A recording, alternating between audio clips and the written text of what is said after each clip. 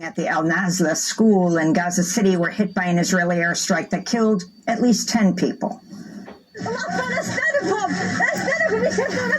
What do the children have to do with this? They scattered us from here to there. Where should we go? Have mercy on us. Have mercy on us. What did he do to get blown to pieces like this? The official death toll in Gaza has now topped 36,000. The Rafah massacre came just 2 days after the International Court of Justice ordered Israel to immediately stop its assault on Rafah. The court considered that, in conformity with obligations under the Genocide Convention, Israel must immediately halt its military offensive and any other action in the Rafah governorate which may inflict on the Palestinian group in Gaza conditions of life that could bring about its physical destruction in whole or in part. The order came as part of South Africa's genocide case against Israel at the World Court. Though the order is legally binding, there is no enforcement mechanism. We'll go to the International Court of Justice after headlines. European heads of state are facing ever louder calls to join Spain, Norway, and Ireland in recognizing Palestinian statehood after Sunday's attack on Rafah. Spanish Prime Minister Pedro Sanchez spoke earlier today ahead of Spain's official recognition process in a cabinet meeting. The state of Palestine must be viable, with the West Bank and Gaza connected by a corridor, and with East Jerusalem as its capital, and must be unified under the legitimate government of the Palestine National Authority. Although it is not up to Spain to define the borders of other countries, our position is aligned with the UN Security Council resolutions 242 and 338, and with the position of the European Union. Therefore, we won't recognize change in the 1967 lines other than those agreed to by the parties. Ireland and Norway also formalized their recognition of a Palestinian state today. People took to the streets in cities around the world following Sunday's attack on Rafah, including in Paris. We don't want to be complicit in a crime against humanity. What's happening in Rafah, what's happening in the Gaza Strip is intolerable. Protests are also continuing on college campuses. At Brown University, President Christina Paxson's commencement speech was interrupted by demonstrators from the group Brown Alumni for Palestine. At the University of Chicago, 4 seniors are being denied their graduation after they participated in Gaza solidarity protests. In Los Angeles, UCLA police have made their first arrest in connection with the violent attack on pro-Palestinian student protesters last month. 18-year-old Edanan is accused of beating protesters with a wooden pole. This comes as unionized academic workers at UCLA and UC Davis are launching a strike action today over violations of their right to free speech. In Canada, the largest university, the University of Toronto on Monday, asked a court to authorize police action to arrest students who defied a deadline to dismantle their encampment. Hundreds of tents have been put up during the weeks-long peaceful protest at the University of Toronto as students demand their school divest from Israel. That's right. Reporters Without Borders has lodged another complaint with the International Criminal Court for, quote, war crimes against journalists in Gaza, unquote, where Israel's killed over 100 media workers since October 7th. Reporters Without Borders said, quote, those who kill journalists are attacking the public's right to information, which is even more essential in times of conflict. They must be held accountable, unquote. In Ukraine, at least 18 people, including a 12-year-old child, were killed after a Russian strike on a shopping center in Ukraine's second-largest city, Kharkiv, Saturday. Dozens of others were injured. It's the deadliest Russian attack in weeks, as Kyiv warns Moscow is preparing to further intensify its offensive along Ukraine's northeastern border. In Papua New Guinea, officials say as many as 2,000 people are feared dead after they were buried alive when a landslide engulfed several villages in the northern Enga province. Thousands of residents have been ordered to evacuate as the landslide is still active. Most of the bodies remain missing as rescue efforts have been hampered by unstable terrain and a blocked-off road. I have 18 of my family members buried under the debris and soil that I'm standing on, and a lot more family members in the village I cannot count. I'm the landowner here. Thank you to all those who've come to help us, but I cannot retrieve the bodies, so I'm standing here helplessly. At least 23 people were killed while millions of others were left without electricity after Cyclone Ramal ripped through Bangladesh and eastern India Sunday, damaging homes, uprooting trees, and destroying power lines. This comes amidst a protracted heat wave across Pakistan and western India. In Pakistan's southern province of Sindh, temperatures have risen to over 125 degrees Fahrenheit. In India, voters face scorching temperatures as the country's 6-week election, the largest in the world, is nearing a close at the end of this week. It feels like we will die if we step out of our house in this scorching heat, but we have to vote for our nation. So that is why I've come here to vote. In Brazil, officials are warning of the dangerous spread of waterborne disease following catastrophic floods in the state of Rio Grande do Sul. At least 169 people have been killed in the floods, while many others are still missing and hundreds of thousands have been displaced. Mexico is now experiencing its third heat wave of the year. Temperatures as high as 113 degrees Fahrenheit are forecast for today across at least 2/3 of Mexico. This comes as water has emerged as a key issue in next Sunday's elections. Mexico City residents have been forced to ration water for months due to a worsening drought that could leave as many as 22 million people without access to water. Officials warn reserves could run dry as soon as late June. Back in the United States, at least 22 people were killed as catastrophic storms and tornadoes swept across Texas, Oklahoma, Arkansas, and Kentucky over the weekend. Meanwhile, over 400,000 people were left without electricity across the eastern U.S. Monday due to severe weather.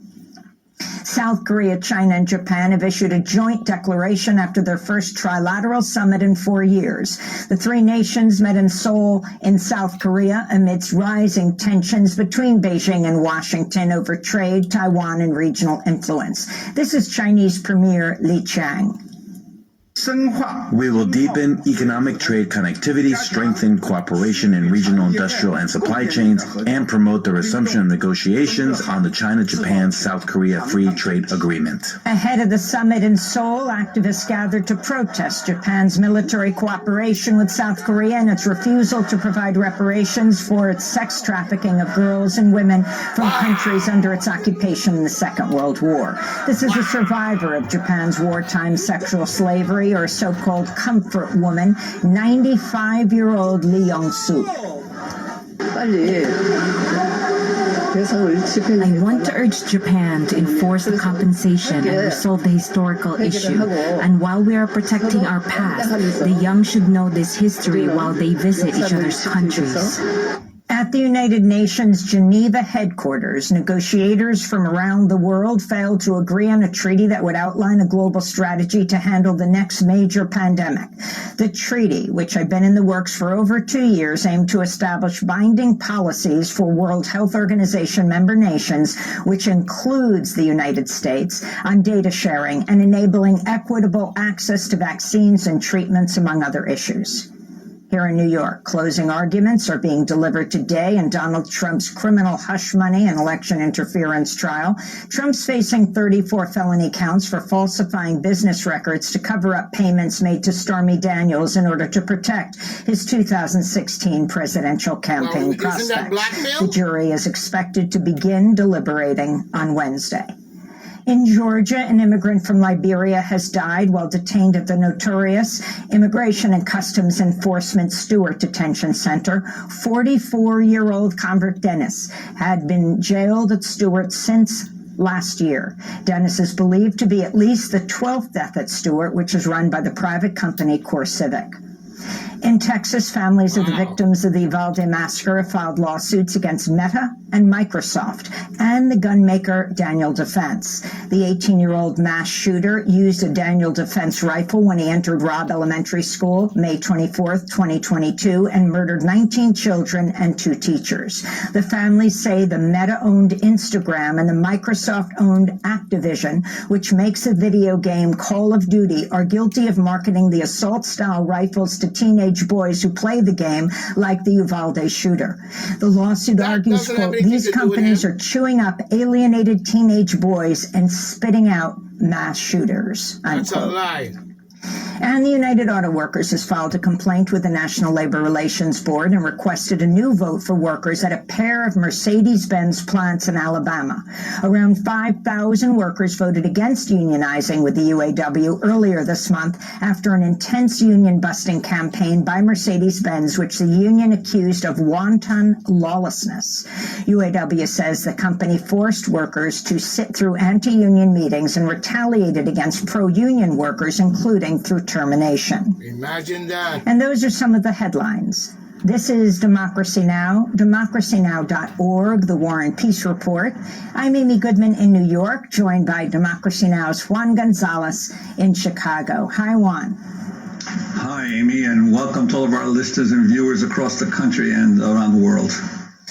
We begin today's show in Gaza, where health officials say at least 46 people were killed and more than 110 injured across Gaza in the last 24 hours as Israel continues to bomb Rafah after its forces on Sunday night bombed yet another tent camp in the southern city that was housing displaced Palestinians in an area that had been declared a safe zone. Because if that's the case, officials say many of the bodies were charred after the Israeli attack caused a fire that tore through the camp. Israeli Prime Minister Benjamin Netanyahu Monday called the Rafah strikes a tragic mistake and vowed to investigate amidst global outrage. The attack came just 2 days after the International Court of Justice ordered Israel to immediately stop its assault on Rafah. Meanwhile, Palestinians continue to flee Rafah amidst ongoing Israeli attacks. People tried to drive them out. We don't know where we're going. We woke up at 6 in the morning, at 5:30 in the morning from the shelling and rockets. We are going, God knows, in our situation, we don't have tents and we don't have anything. We have children with us. We have more people to transport. My aunt and my mother-in-law, they're under the shelling and I will go and get them. There is no transportation. There is nothing. In terms of means of life, this is what we woke up to at 5:30 in the morning. I don't know. I'm just walking in the street. I don't know where to come or go. They say that we should go somewhere safe. There is nowhere safe. There is no area that is safe. Where should we go? Let the Arab world look at us now. Let the Arabs look at us and see what is happening to us. God is my suffice and the best disposer of my affairs. This is not a life. This is not a life. This is not a life. We are sick. I don't know what to say. We are walking, but we cannot walk or come or go. For more, we go to Rafah in Gaza. We're joined by independent journalist Shrouk Ella. She lived in the Jabalia refugee camp in northern Gaza before October 7th, had been studying English at Islamic University in Gaza.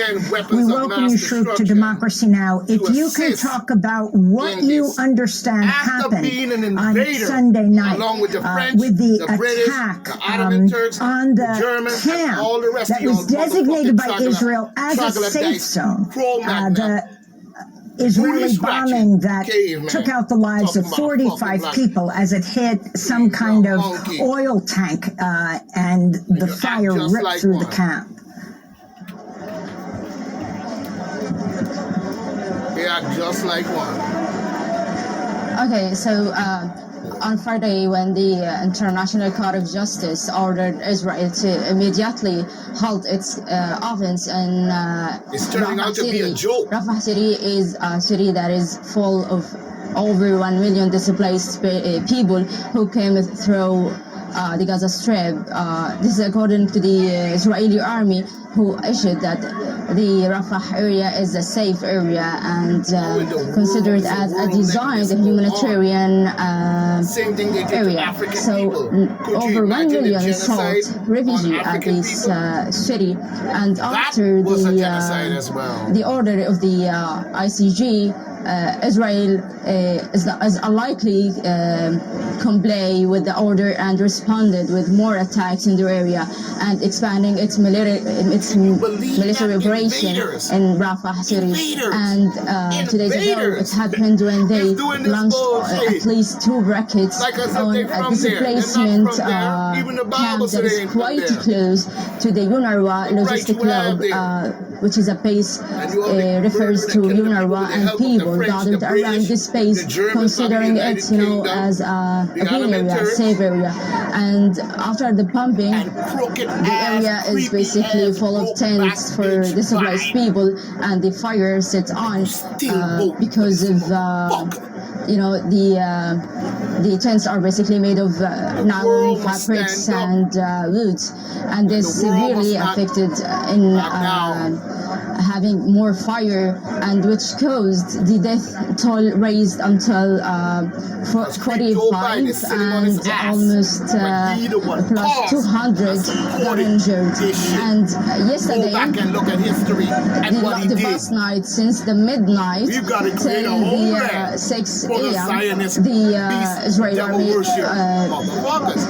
killed and attacked the Rafah city once again heavily, and the sounds of the explosion in Rafah were totally heard and clearly in the middle area of the Gaza Strip, and they expanded the operations more in the area, which caused in 3 hospitals to be out of the service: the Indonesian Fair Hospital and the Emirati Hospital, and also Kuwaiti hospitals. So because of the attack in the past night, 3 hospitals went out of service, and also lots of people are being now in streets, unable to recognize where to go, especially because of the fuel prices. This fuel prices happened because of the closure of the borders, because of the Rafah invasion. So we really have a crisis in transportations.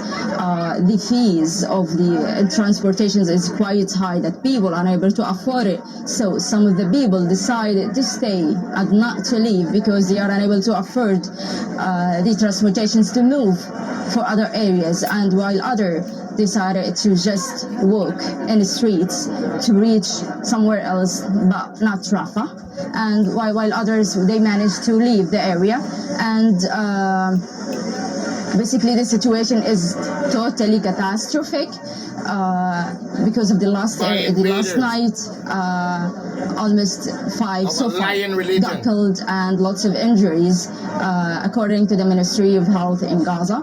And people are in a total despair, despite these dire conditions, they are unable to know where shall they go, especially Rafah, the so-called safe area, is not safe area anymore, and tents are a threat and not safe areas for displaced people.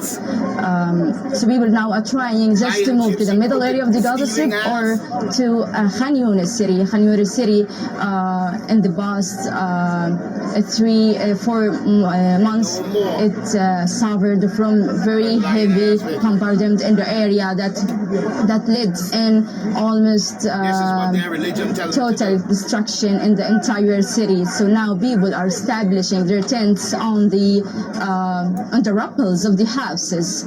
So it's not the issue of the buildings now or the issue of having a place to stay, but it is about just moving your tent from so-called safe area to so-called safe area, and people are in a total mess and desperate because of this. And Trug, I wanted to ask you, Israeli Prime Minister Netanyahu has called the strike a tragic error, and that Israel is investigating, but he keeps defending what he calls the precise use of weapons by Israel, and he continues to insist that the assault on Rafah will continue. They wrote the What's your Bible in order response? to justify the murder that they did. Fuck out of here. I'm not sure if I got your question correctly because of the connections, but in terms of the Israeli doing investigations and the attacks, like sometimes, it just happened, and investigations will not pay off whatever rights to get back, especially after having lots of casualties and also lifting people in the streets and in a